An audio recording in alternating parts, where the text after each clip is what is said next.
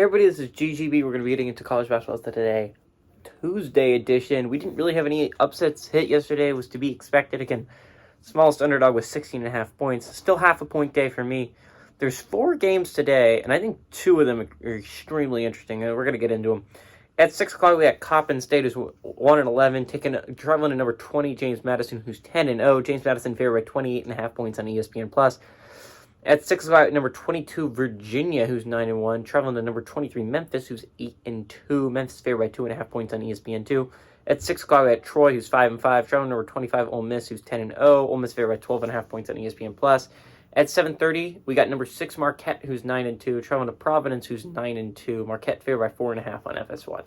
I think right off the bat, the two I'm least interested in is James Madison games and Ole Miss games. And I'd like to talk about both those teams for a second. If you had told people at the beginning of the year there were going to be 4 undefeated teams at this point in the year, Houston is one people would probably guess.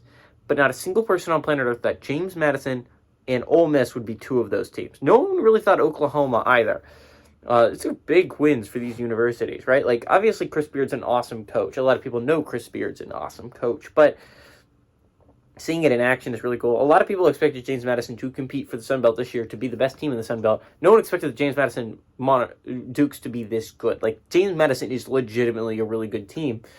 I'm going to be interested to see how long this streak keeps on going. They've pulled it close a couple times now. When they played Charleston, they had a little bit of a scare.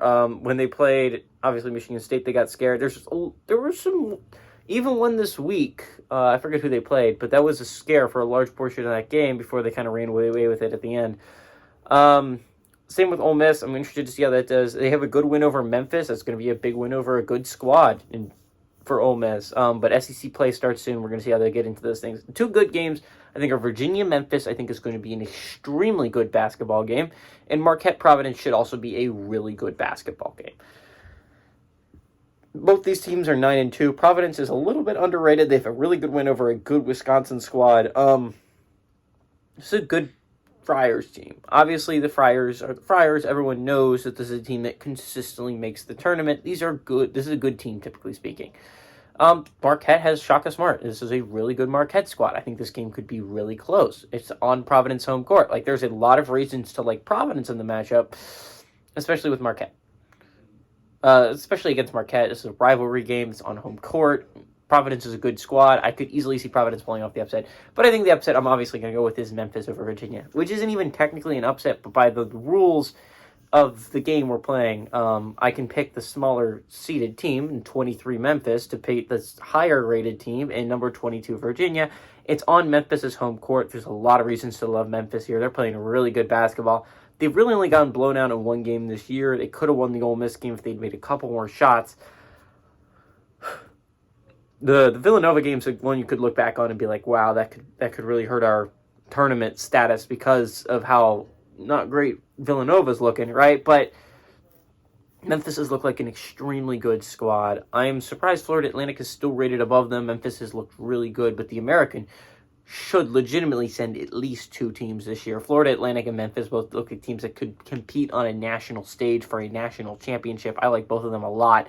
I think Virginia's a really good squad. They've only lost 1 game, which at the time was an inexcusable one to Wisconsin, but as time has gone on, that loss has become more and more respectable against Scotty, who's looked more and more good as the season's gone along.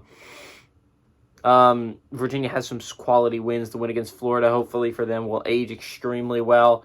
Memphis has some quality wins of their own. I think this could be a really good game, but I think Memphis on home court pulls off the upset and moves to 9-2 and drops Virginia to 9-2. Give me the Tigers at home.